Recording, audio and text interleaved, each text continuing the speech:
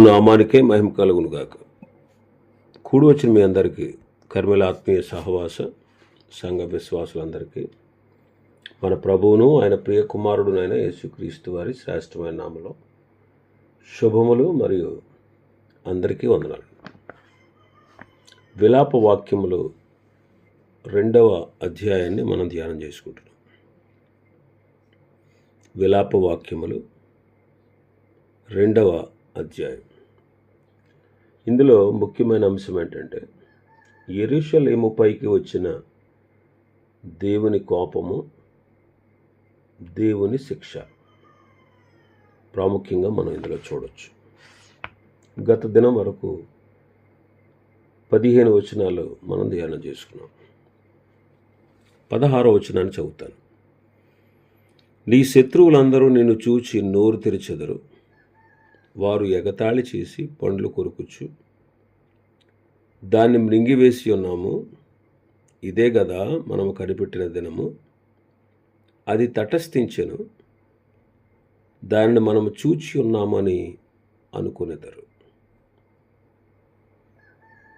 శత్రువులందరూ ఏమనుకుంటున్నారు? ఎగతాళి చేస్తున్నారు, పండ్లు కొరుకుచూ ఉన్నారు. ఇదిరా మనం చూసింది. మనం ఎప్పటి నుంచో కనిపెడతా ఉన్నది ఇదే. దాన్ని మింగేశాం. మనం కనిపెట్టినటువంటి ఆ దినం వచ్చింది, అది మనం చూసామని వాళ్ళు సంబరపడుతున్నారు. 15వ వచనంలో చూస్తే, త్రోవను వెళ్ళి వారందరూ నిన్ను చూచి చప్పట్లు కొడుతున్నారు అన్నాడు. అసలు యాక్చువల్గా ఇశ్రాయేలీలు మహిమకు కారణం, కానీ అవమాన పాలయ్యారు.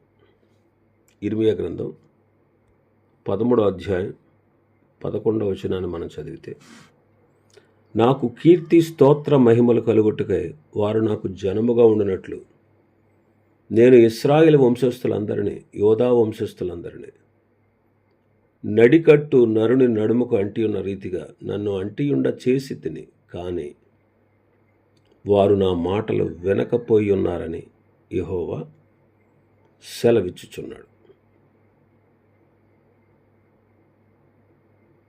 నడికట్టు నరుని నడుముకు అంటి ఉన్న రీతిగా నన్ను అంటియుండ చేసి తిని,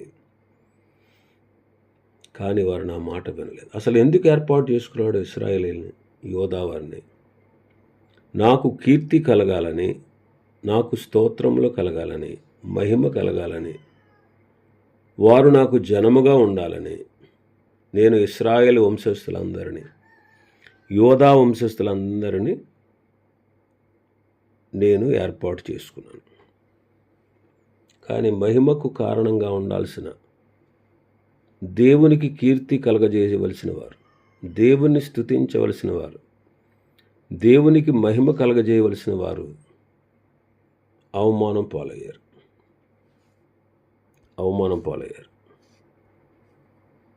వాక్యంలో కూడా మనం చదువుతాం, మనం దేవునికి మహిమ తేవాలి. అన్యజనుల మధ్యలో ఆయన నమ్మిన ప్రజలమైన మనం ఆయన ఘనపరచాల్సి ఉంది. కానీ రోమాపత్రికలో మనం చూస్తాం, 2వ అధ్యాయం 24వ వచనంలో, నిన్ను బట్టి, మనల్ని బట్టి అన్యజనుల మధ్యలో ఆయన నామము దూషింపబడుతూ ఉంది అంటాడు. మనము క్రీస్తు మహిమ అయి ఉన్నాము. మనము క్రీస్తును గణపరచవలసిన వారంగా, ఆయన ప్రకటించవలసిన వారంగా ఉన్నాం.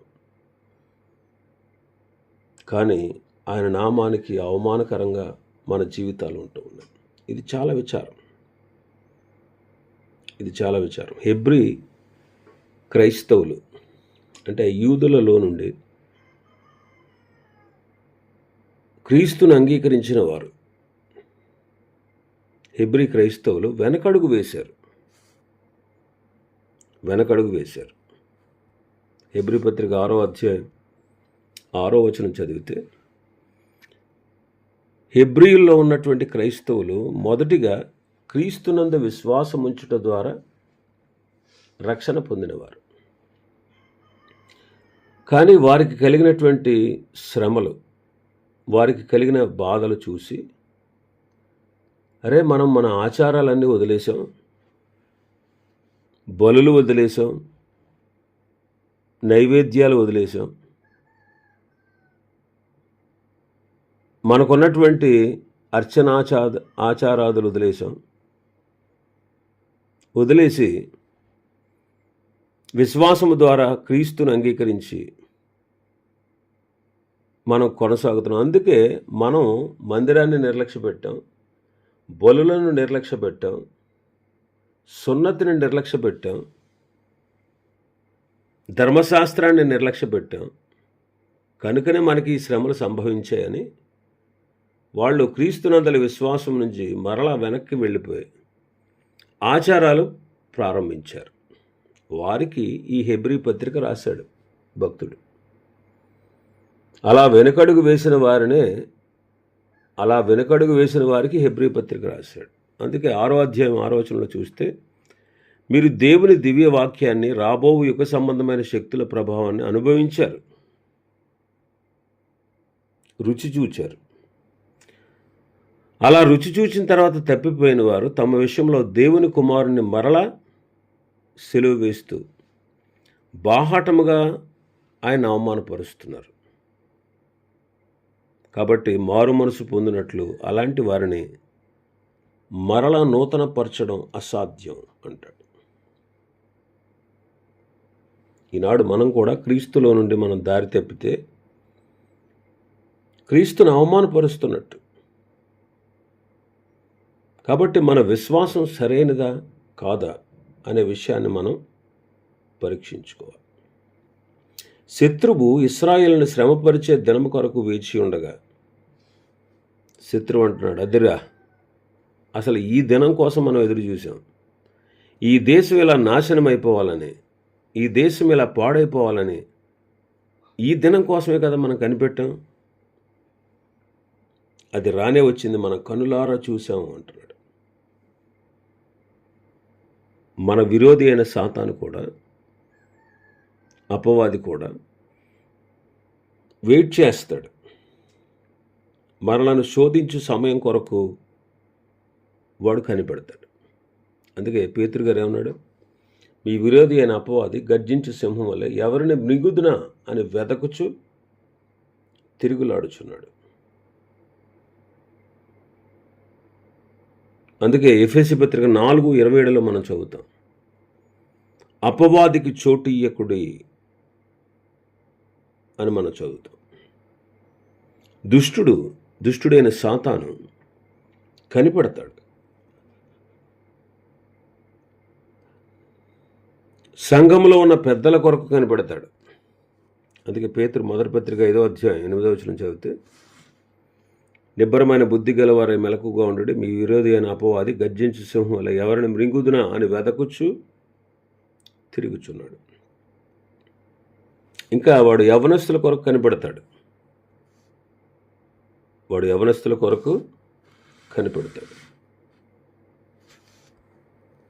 యోహాను మొదటి పత్రిక 2వ అధ్యాయం 14వ వచనం, చిన్నపిల్లలారా మీరు తండ్రిని ఎరిగి ఉన్నారు కనుక మీకు రాయిచున్నాను, తండ్రులారా మీరు ఆది నుండి ఉన్నవారిని ఎరిగి ఉన్నారు కనుక మీకు రాయిచున్నాను, యవనస్తులారా మీరు బలవంతులు, దేవుని వాక్యము మీ యందు నిలుచుచున్నది, మీరు దుష్టుని జయించి ఉన్నారు గనుక మీకు రాయిచున్నాను.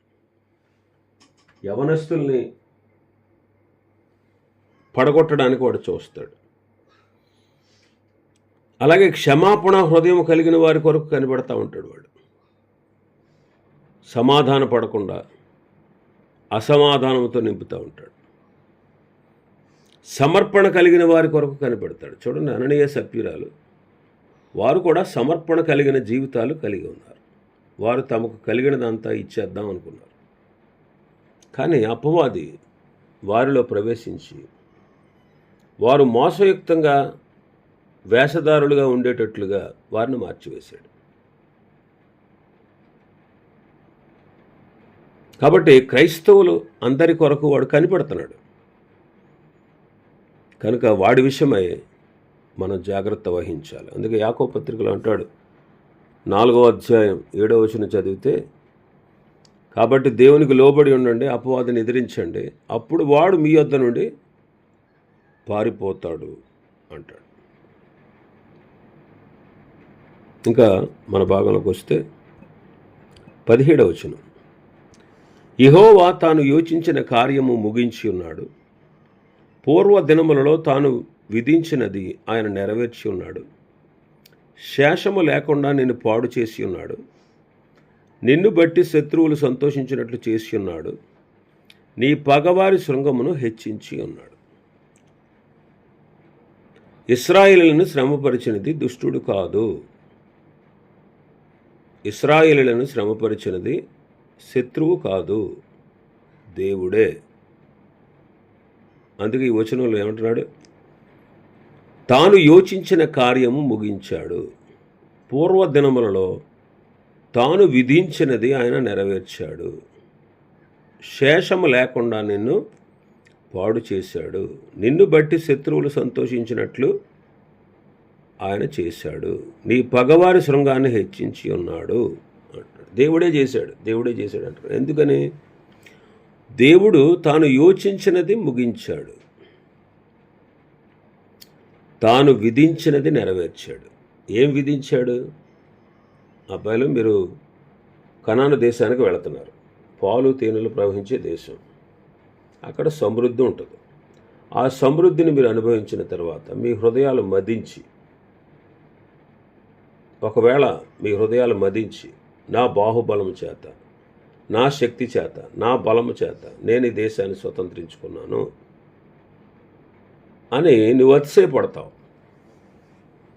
ఇంకా ఏం చేస్తావంటే, నీ దేవుడైన యెహోవాను విసర్జించి అన్య దేవతల్ని నువ్వు పూజిస్తావు. అయితే నేను నిన్ను శిక్షిస్తాను, గద్దిస్తాను మొదట, తర్వాత శిక్ష విధిస్తాను. నువ్వు అంతగా మాట వినకపోతే ఖచ్చితంగా నేను శత్రువుల చేతికి అప్పగించి చెరలోనికి పంపుతాను అని ప్రభువు ఖచ్చితంగా చెప్పాడు. పూర్వ దినమున మోషే కాలంలోనే, ధర్మశాస్త్రాన్ని ఇచ్చిన టైంలోనే దేవుడు వారికి చెప్పాడు, ఇది గల జరుగుద్ది అని. తాను విధించినది ఆయన నెరవేర్చాడు. ఇశ్రాయేలుని శ్రమపరిచినది దుష్టుడు, సాతాను కాదు, దేవుడే. నిజమే, దేవుడు మనల్ని కూడా సరిచేయడం కోసమే, మనం నాశనం అవడం కోసం కాదు. ప్రకటన గ్రంథం 3వ అధ్యాయం 19వ వచనంలో చదువుతాం, నేను ప్రేమించి వారిని అందరినీ గద్దించి శిక్షించుచున్నాను గనుక నీవు ఆసక్తి కలిగి మారు మనస్సు పొందుమంటాడు. నేను ప్రేమించి వారందరినీ గద్దించి శిక్షిస్తాను. హెబ్రీ పత్రికలో మనం చదువుతాం, హెబ్రీ పత్రిక 7వ అధ్యాయం 10వ వచనం నుంచి మనం చదివితే, హెబ్రీ పత్రిక 7వ అధ్యాయం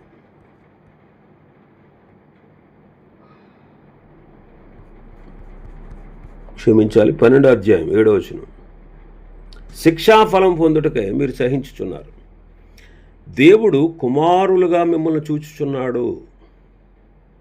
తండ్రి శిక్షింపని కుమారుడు ఎవడు? దేవుడు కుమారులుగా మిమ్మల్ని చూస్తున్నాడు. కాబట్టి ప్రతి తండ్రి కూడా తన కుమారుడు శ్రేయస్సు కోరి, తన కుమారుడు మార్పు కోరి, తన కుమారుడు బాగుపడాలనే ఉద్దేశంతో ఖచ్చితంగా శిక్ష విధిస్తాడు తప్పు చేస్తే. కాబట్టి ఆ రీతిగా ప్రభువు వారికి శిక్ష విధించాడు.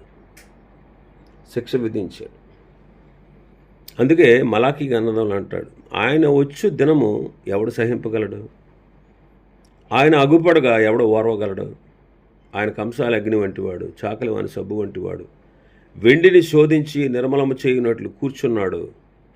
లేవీయులు నీతిని అనుసరించి యెహోవాకు నైవేద్యము చేయునట్లు వెండి బంగారములను నిర్మలము చేయు రీతిని ఆయన వారిని నిర్మలులుగా చేయును. ఆయన వారిని నిర్మలులుగా, మనల్ని పవిత్రులుగా చేయుట కొరకే ప్రభు మనల్ని తన కుమారులుగా ఎంచి శిక్షిస్తున్నాడు. ఇశ్రాయేలుకు వచ్చినటువంటి శిక్ష అంతా దేవుడు యోచించినదే జరిగించాడు. తాను విధించినదే నెరవేర్చాడు. ఆయనే వారిని శిక్షించాడు. ఇంకా మన భాగంలోకి వస్తే 18వ వచనం నుంచి ఆఖరి వరకు మనం చూస్తే 18వ వచనం నుంచి ఆఖరి వరకు ప్రజల ప్రార్థన, ఇర్మియా విజ్ఞాపన మనం చూస్తాం.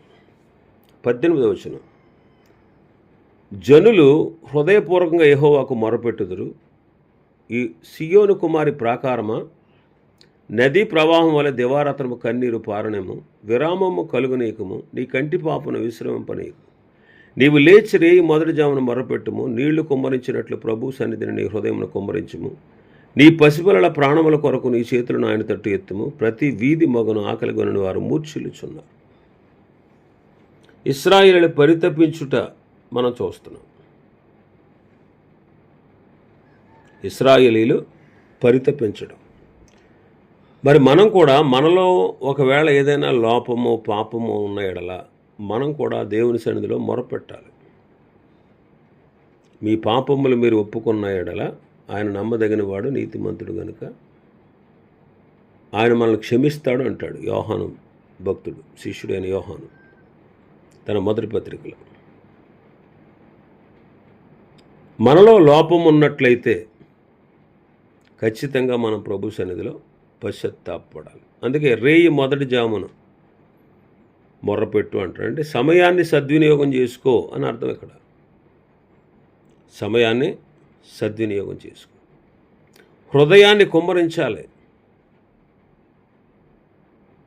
పసిపిల్లల విషయమే చేతులెత్తుట, ఎందుకంటే వారు ఆకలికే విలపిస్తూ ఉన్నారు.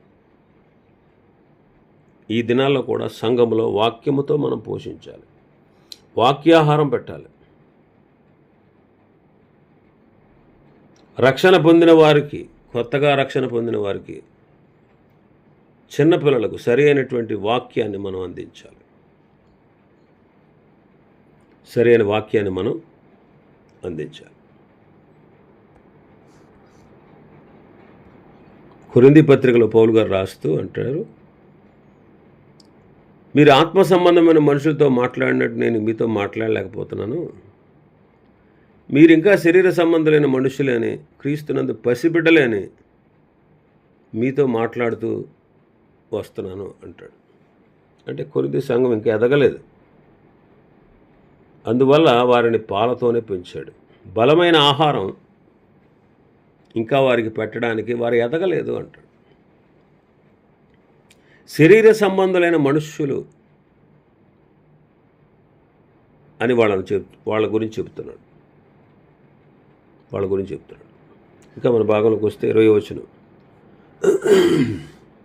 నీవు ఎవరి ఎడల ఈ ప్రకారం చేసేతివో యెహోవా దృష్టించి చూడుము.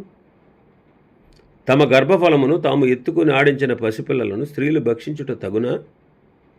యాజకుడును ప్రవక్తయు ప్రభు యొక్క పరిశుద్ధాలయమందు హతులగుట తగునా?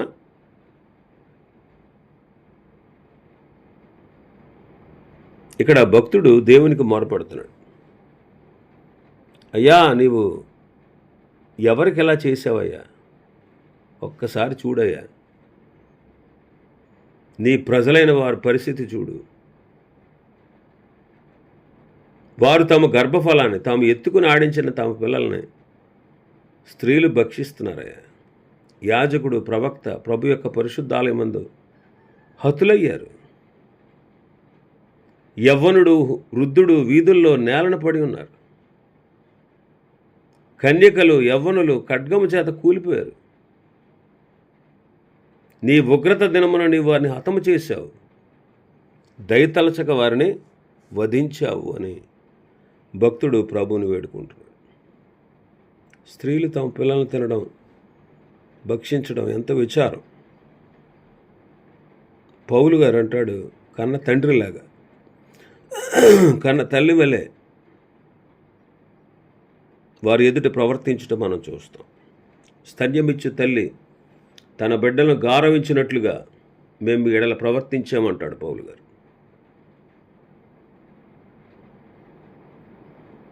యాజకులు ప్రవక్తలు హతులైపోయారంట.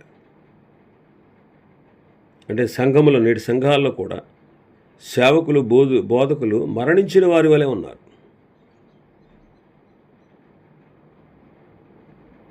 అంటే పూర్తిగా వారికి ఆహారం పెట్టలేనటువంటి స్థితిలో ఉన్నారు. నేటి దినాల్లో ఆహారం ఇవ్వట్లేదు చాలామంది. ఎంతసేపు భౌతికమైన వాటి కోసమే వారు బోధిస్తూ ఉన్నారు. ఎంతసేపు ధనము, ధాన్యం, భోగభాగ్యం, సుఖ సౌఖ్యం, అష్టైశ్వర్యం, ఆయుష్, ఆరోగ్యం, ఇవే చెప్తున్నారు. వీటి కోసమే, ఈ 70-80 సంవత్సరాల కోసమే చాలామంది పెద్దలు, యాజకులు, సేవకులు, బోధకులు వీటి గురించే బోధిస్తూ ఉన్నారు.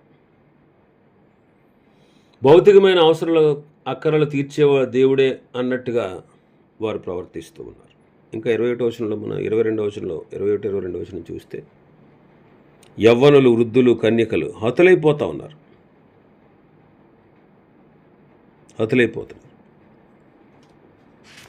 దేవుడు వారిని శిక్షించుట మనం చూస్తున్నాం.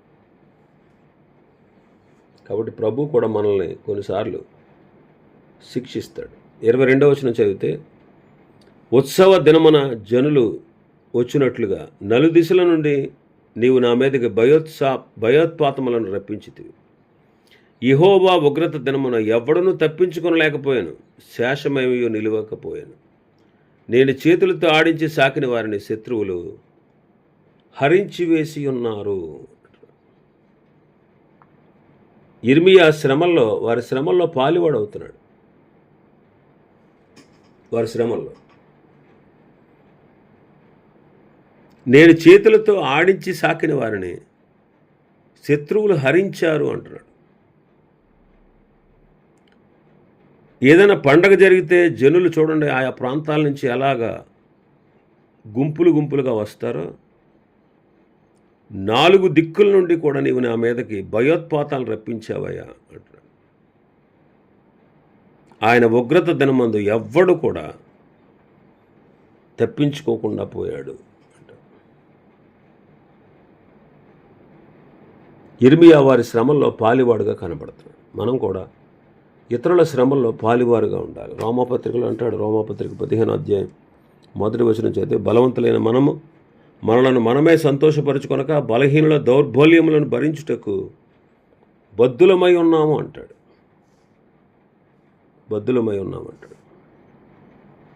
నా శ్రమలో మీరు పాలు పుచ్చుకోవడం అనేది మంచి పని అంటాడు ఫిలిప్పీ సంఘస్థులతో పౌలు గారు 4వ అధ్యాయం 14వ వచనంలో. కాబట్టి ప్రపంచపు నలుమూలల నుండి, అంటే ఇశ్రాయేలీల యొక్క నలుమూలల నుండి శ్రమలే, శత్రువులే వచ్చారు. ఈనాడు క్రైస్తవులమైన మనం గుర్తించాల్సిన విషయం ఏంటంటే, ఈ లోకంలో మనకు శ్రమే కలుగుద్ది, అయినా సరే మనకు జయము కలుగుద్ది. మనల్ని అన్నిటి నుంచి తప్పించి రక్షించి జయమిచ్చేవాడు మన ప్రభువే. ఇవి ఈ అధ్యాయంలో ఉన్నటువంటి విషయాలు. ప్రభు చిత్తమైతే మరొక అధ్యాయాన్ని రేపటి దినం ప్రారంభించుకుందాం. దేవుడి వర్తమాన వాక్యాన్ని మన వినికిడిలో ఆశీర్వదించునుగాక. ఆమేన్.